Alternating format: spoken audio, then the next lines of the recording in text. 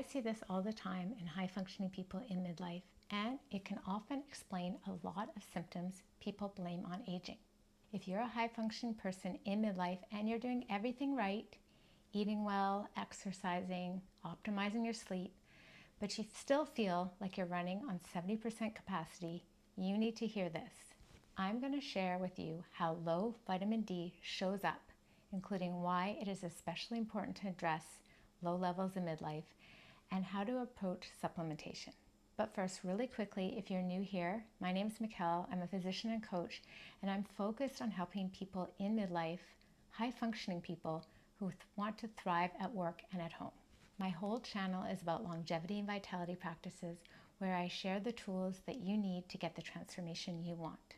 I'm about supporting people with real, busy lives in midlife, not about trendy wellness or expensive, time-consuming biohacks. I post new videos regularly, so be sure to press subscribe and also hit that bell notification so you can be notified whenever I post a new video. Before we get into the video, go ahead and hit that little thumbs up down below so I know that you're watching and getting value from what I'm sharing. Let's get into things. Now, I know what you're thinking. Vitamin D, that's so basic. Everybody knows about vitamin D, and that's exactly the problem. See, most people treat vitamin D like it's some generic supplement that their doctor mentioned as an aside. They either ignore it or completely take some random dose inconsistently. But here's what most people don't realize. Vitamin D isn't just a vitamin. It's a hormone precursor, and it literally affects every cell in your body. And when you're in midlife, your body's ability to produce and utilize it drops significantly. So I'm going to share with you why vitamin D is my #1 supplement, not just for my patients, but for myself as a midlife physician who wants to maintain peak function and productivity. Firstly, it improves cognitive performance. Because vitamin D receptors are located in your hippocampus, the memory center of your brain. And then when you don't have enough vitamin D, your brain runs at half speed. And here's the midlife connection. Starting around age 40, your brain's ability to produce and utilize neurotransmitter declines. And then without vitamin D, you're compounding this decline. You actually need more vitamin D to maintain the same cognitive performance you had at 30. So the second thing vitamin D does is it supports steady energy. Your mitochondria need vitamin D to produce ATP, which is your cellular energy currency.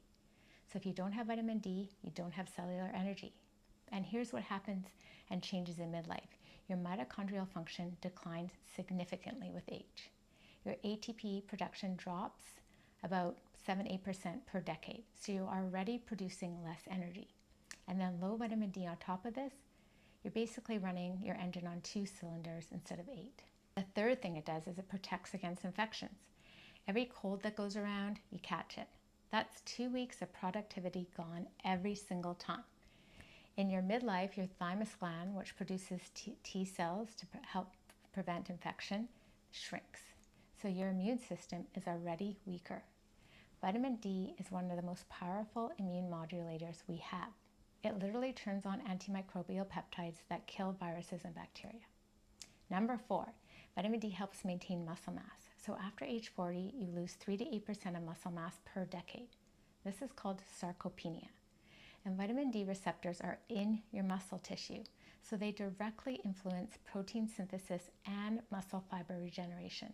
Low vitamin D accelerates muscle loss, which means slower metabolism, more body fat, weaker bones, and loss of functional independence as you age. The fifth thing is it supports your mood. And there's a reason why vitamin D deficiency can sometimes look identical to depression. Your brain literally needs it to produce serotonin and dopamine. And then in midlife, hormonal shifts are already affecting your mood regulation. Low estrogen in women and low testosterone in men both impact neurotransmitter production. So you stack on low vitamin D on top of that, you're basically fighting an uphill battle against anxiety, irritability, and depression. The sixth thing it does is supports bone density. So in midlife, especially for women post-menopause, bone loss accelerates dramatically. You can lose up to 20% of bone density in the 5 to 7 years after menopause. And vitamin D is essential for calcium absorption. Without it, you're not just at risk for osteoporosis, you're guaranteed to lose bone density faster. This will affect your posture, your injury risk, and your independence as you get older. The seventh thing it does is it slows inflammation. Here's something most people don't know. Vitamin D regulates over 200 genes involved in inflammation. And in midlife, chronic inflammation increases naturally. This is called inflammaging. This inflammation will drive heart disease, diabetes, Alzheimer's, cancer, basically every age-related disease. Optimal vitamin D levels can significantly reduce inflammatory markers. The eighth thing, vitamin D is connected to the heart. Vitamin D receptors are in your heart muscle, your blood vessels, and your endothelial cells, the cells that line your blood vessels. Low vitamin D is linked to high blood pressure, stiff arteries, and increased cardiovascular events like heart attacks and stroke. And in your midlife, when your cardiovascular risk is already rising, this becomes critical. Research shows that people with severely deficient vitamin D levels have a significantly higher cardiovascular risk. In some studies, it was up to 60% higher compared with those who have adequate levels. And the ninth thing, it protects from metabolic decline. Vitamin D influences your insulin sensitivity, so it affects how your fat cells store and release energy. Low levels are associated with metabolic syndrome, type 2 diabetes, and stubborn abdominal fat. So in midlife, when your insulin resistance is already naturally increased and your body composition shifts more towards fat and less towards muscle, vitamin D optimization can be the difference between staying metabolically healthy or sliding into prediabetes. And 10, the longevity factor. So here's the big picture. Multiple studies show that people with optimal vitamin D levels have significantly lower all-cause mortality. That means they are much less likely to die than their counterparts. They live longer, healthier lives. The mechanisms: probably reduced inflammation, better immune function, healthier cardiovascular system, maintained muscle mass, stronger bones, better cognitive function. And as always, it's not about living longer. It's about maintaining quality of life and independence as you get older. As a midlife physician, I can't afford brain fog or energy crashes. And that's why I don't just take vitamin D sometimes. I aim to maintain optimal levels year-round, and for that means I test regularly.